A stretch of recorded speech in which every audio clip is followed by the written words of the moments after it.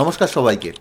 নতুন income tax act 2025 আসার সাথে সাথেই বেশ কিছু নিয়মের পরিবর্তন ঘটেছে। তার মধ্যে একটি বড় পরিবর্তন, যেটা কিনা আমাদের পার্সোনাল লাইফকেও এফেক্ট করতে পারে, সেটা হলো ডিজিটাল ফরেনসিক। তা আজকের ভিডিওতে আমরা জানবো যে এই ডিজিটাল ফরেনসিক কী এবং সেটি আপনাকে কিভাবে এফেক্ট করতে পারে। তাহলে বন্ধুরা, শুরু করা যাক আজকের ভিডিও শুরু করার আগে 10 সেকেন্ড আপনাদের কাছে নেব।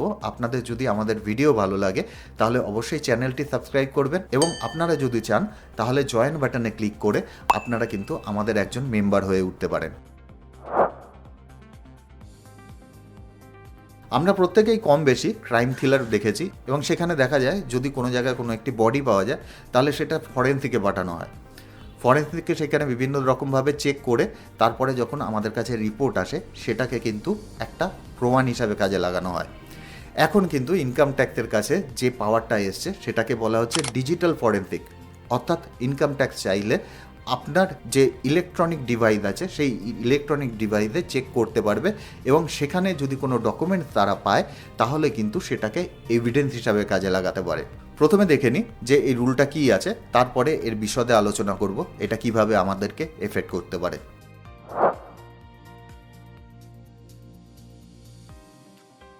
এই রুলটি চালু হয়েছে 1 এপ্রিল 2026 থেকে ইনকাম ট্যাক্স অ্যাক্ট 2025-এ। এইবার আমরা যদি ভালো করে দেখি তাহলে কিন্তু দেখতে পাবো যে সেকশন 247, আপনারা যদি চান গুগলে সার্চ করে দেখে নিতে পারেন সেকশন 247-এ কী কী আছে না আছে। সেকশন 247-এ ইনকাম ট্যাক্স ডিপার্টমেন্ট এই কাজটি করতে পারে। সেখানে ইনকাম ট্যাক্সের কাছে আপনার যে ইলেকট্রনিক ডিভাইস আছে তার লিমিটেড অ্যাক্সেস কিন্তু থাকবে।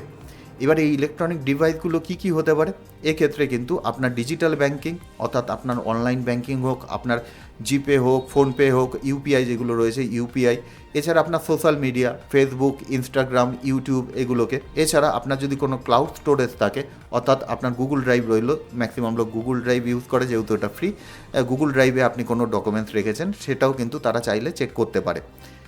এছাড়া ভার্চুয়াল স্পেস যদি কোনো কিছু থাকে, আপনার মেসেজ, এই সব জিনিস কিন্তু তারা চেক করতে পারে এবং চেক করে তারা দেখতে পারে যে কোনো ধরনের কোনো এভিডেন্স তারা ওখানে পায় নাকি, যেখান থেকে তারা বুঝতে পারবে কোনো ট্যাক্সের চুরি হয়েছে কি হয়নি। এরপরেও ইনকাম ট্যাক্স ডিপার্টমেন্ট বলছে এরপরেও এতে কিন্তু যে আমাদের প্রাইভেসি, সেই প্রাইভেসি প্রোটেক্টেড থাকবে। এছাড়াও আপনার এই যে ডিজিটাল জিনিসপত্র যে চেক হবে, আপনার ডিজিটাল যে ডিভাইসগুলো সেগুলো চেক হবে কি হবে না তার পারমিশন একজন অফিসিয়াল কিন্তু দিতে পারে। উদাহরণ হিসাবে বলা যায় যে ধরে নিলাম কোনো একজন বিজনেসম্যান রয়েছে, দেখা গেল যে তার ম্যাক্সিমাম যে ট্রানজ্যাকশান আছে তিনি ক্যাশে করছেন যাতে ইনকাম ট্যাক্স ডিপার্টমেন্টের চোখের আড়ালে তাকে থাকা যায়।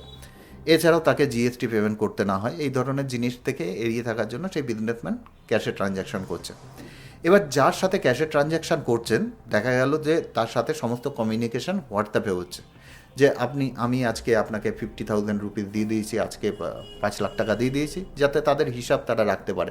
এই যে কমিউনিকেশন তারা হোয়াটসঅ্যাপে করছে সেটাও কিন্তু ইনকাম ট্যাক্স ডিপার্টমেন্টের হাতে আসলে সেটাকে ইনকাম ট্যাক্স ডিপার্টমেন্ট একটা প্রুফ হিসাবে কাজে লাগাতে পারে।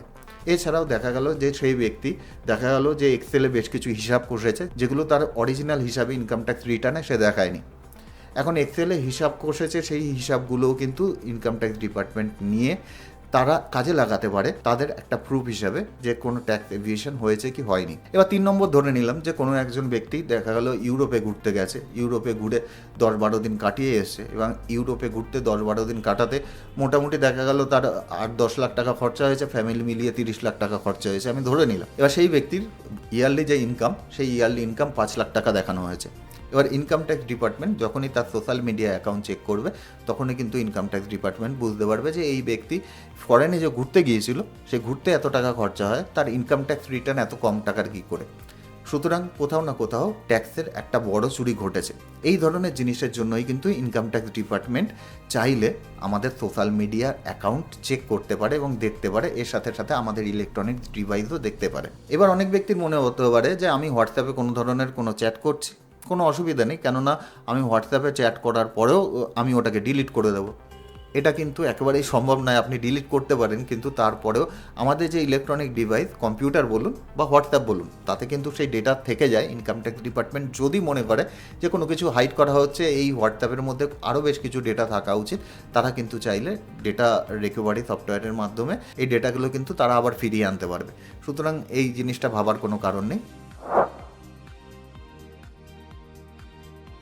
রিস্ক যেগুলো থাকে সেগুলো হলো, আমরা সোজা কথায় বলতে গেলে যে আমাদের যদি কোনো আনক্লিয়ার কোনো ট্রানজ্যাকশান থাকে, যেগুলো আমরা যে কোনো ব্যক্তি যদি হোয়াটসঅ্যাপের মধ্যে তারা কমিউনিকেট করলো, মেলের মাধ্যমে কমিউনিকেট করলো, সেগুলো ধরা পড়ার চান্স স্বাভাবিকভাবে থাকবে। এর সাথে সাথে যেটা আরেকটা বড় রিস্ক থাকে, যে আমাদের পার্সোনাল যে লাইফ আছে সেটাও কিন্তু একটুখানি এফেক্ট করবে। কেননা সবসময় দেখা যাবে নিয়মে যে জিনিসটা বলে রয়েছে, যে তারা ইনকাম ট্যাক্স ডিপার্টমেন্ট যদি ক্লিয়ারলি না বুঝতে পারে যে ট্যাক্সের কোনো ধরনের কোনো চুরি হয়েছে, তারা এই ধরনের কোনো পারমিশন দিতে পারবে না।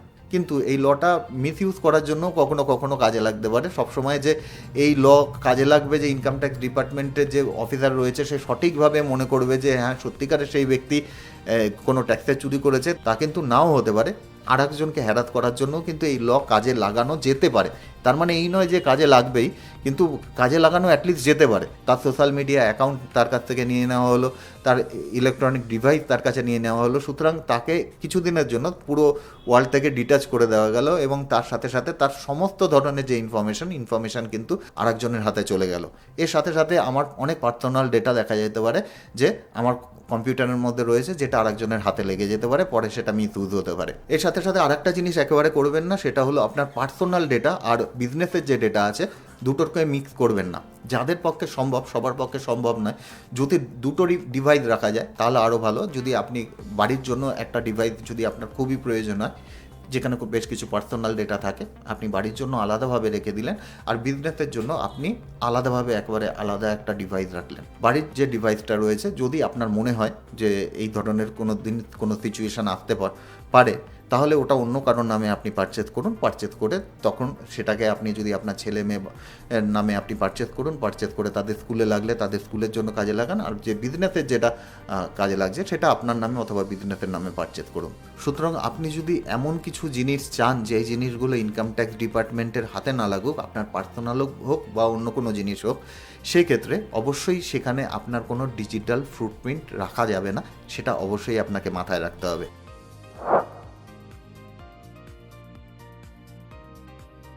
এইবার ফাইনালি চলে আসি যে এই রুলটা হয়ে ভালো হলো না খারাপ হলো। এক্ষেত্রে একটা জিনিসের কারেকশান আমার পার্সোনালি মনে হয় করা উচিত ছিল, সেটা হলো ইনকাম ট্যাক্স অফিসার যে পারমিশন দিতে পারবে, এই পারমিশনটা ইনকাম ট্যাক্স অফিসারের কাছে যদি না থাকে, যদি কোনো ফার্স্ট ক্লাস জুডিশিয়াল ম্যাজিস্ট্রেটের হাতে থাকতো তাহলে অবশ্যই ভালো হতো আরও। সেক্ষেত্রে এই রুলের মিসইউজ হওয়ার সম্ভাবনা অনেক অংশেই কমে যেত। আপনাদের মতামত এই বিষয়ে কি, অবশ্যই কমেন্ট সেকশনে জানাবেন। সুজয় বৈদ্য, সাইনিং অফ।